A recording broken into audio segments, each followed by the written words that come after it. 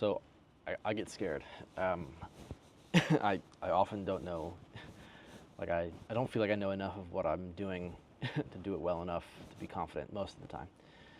Um, I mean, I sit just like Peter did when he was in the boat, and he's thinking, I want to be like my Lord. I want to answer the calling to come out of the boat. But I really have no idea how this works, and it's terrifying. Um, I, there's a passage that says that God did not give us a spirit of fear, um, but of power and strength. Right? That that's not appropriate. Right? There's something about trust in the sovereignty of God that makes that incorrect. It doesn't make that. It doesn't mean that fear is incorrect um, if it's a guardrail to do things that are to not do things that are foolish. That's like an assessment. You're saying this is not worth it because it'll hurt me, and there's not enough return to make it worthwhile. That's correct. But to not do something simply because it's scary is not correct, right? To not do something simply because you don't think you're equal to the task. That's not a good enough reason. And if you want to make a redemptive impact, you don't get to avoid doing hard things. But you can pick which ones, if you pick, which is kind of cool. So our core value is risk taking. The way that we say that is do hard things. So it's a way that we can encourage each other. But it's also an important thing to say for ourselves. There's something I want to share with you. Like, there's an analogy that I've used in the past, which I've used regularly, and some of you might have already heard it, but it's something that I think is an important way to look at it. Game theory uses something that's similar to this, and I just wanted to outline it for you. Excuse me.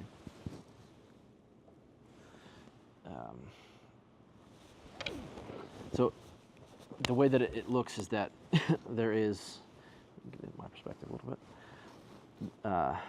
If this is you,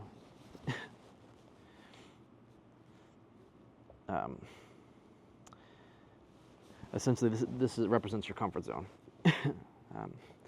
Things inside of here are things that are really easy to do, like tie your shoes.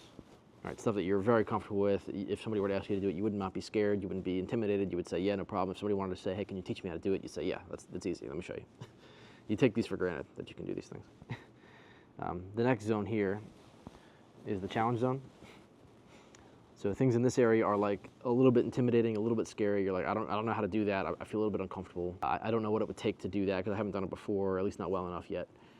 So these are a little bit intimidating, a little bit scary, but the things that you could try to go after, you can attempt. Things outside here, this is the danger zone.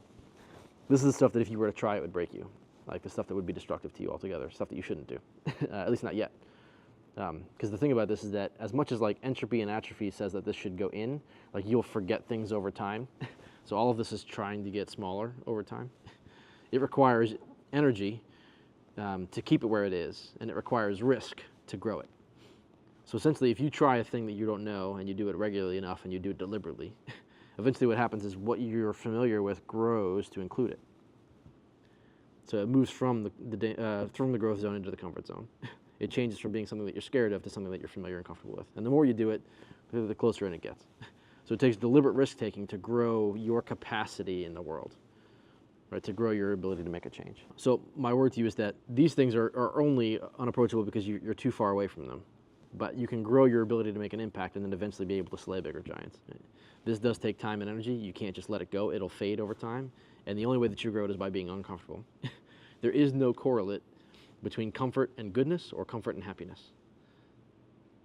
That means that being comfortable, which is what we biologically bend towards, is not connected with what we really care about, which is goodness and happiness. Like you tend not to, those are things you're trying to go after, and comfort is not related. You can be comfortable and do good things. You can be uncomfortable and do good things. They're not connected that way. I want to share an example. There was a student we had last year. His name was James Connolly. He ran with the video production team, and he was regularly terrified of the things that he had to do. But he grew an incredible amount over the course of the year or two that he was here, and so he found himself unequal to the task. But he did like an incredible job with it and growth, and I mean I'm really proud of what he's become, what he's been able to do. At one point he was scared. He had to be the cameraman. He had to get up on stage. We were filming Zach and Julie Ertz for the Ertz Foundation in Philly, and he had to be the cameraman, which means he had to get up and like be in front of this whole room full of hundreds of people and then film these athletes, these famous athletes. And he was like, I just don't want to do this, right? He's like, who else on the team can pull this off? But he was a leader and he was trying to set the example, and so he got up and he went after it. And he grew, right? At the end of that, he was more brave than he was before. The things that he was scared of, he had to find his motivation to do them anyway, because he wanted to become more capable. He wanted to be able to make a bigger impact. And so, like, we're biologically attuned to not want to do that. And I'm really proud of James because he deliberately saw that and said, I'm going to choose, even though it's terrifying, to do these things that'll grow me. So I would have taken you to Mark Dixon's office. I went there earlier. And he has this poster on the wall, which is awesome. It's a Teddy Roosevelt quote. It's called "The Man in the Arena," which I'll put on the screen now so you guys can watch it, and take a second to read through that because it's great.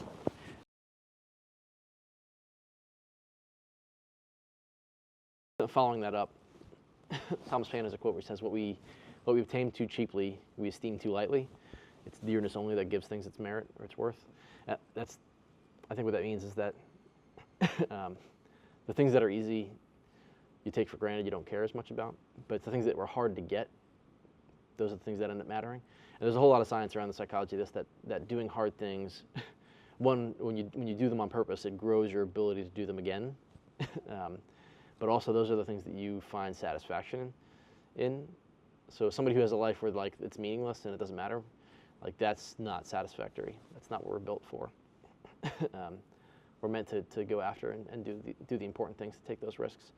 And I mean, innovation is doing things that you can't know will work. So if you want to have an innovative impact, if you want to have a redemptive impact, you have to take risks. You have to try to do these things, and that's terrifying. It's scary. Courage is not acting in the absence of fear. It's working in the face of it. Right? It's choosing to do the thing even though it's scary. So my hope is that this year, and Lord willing for the rest of your lives, that you will choose to do hard things.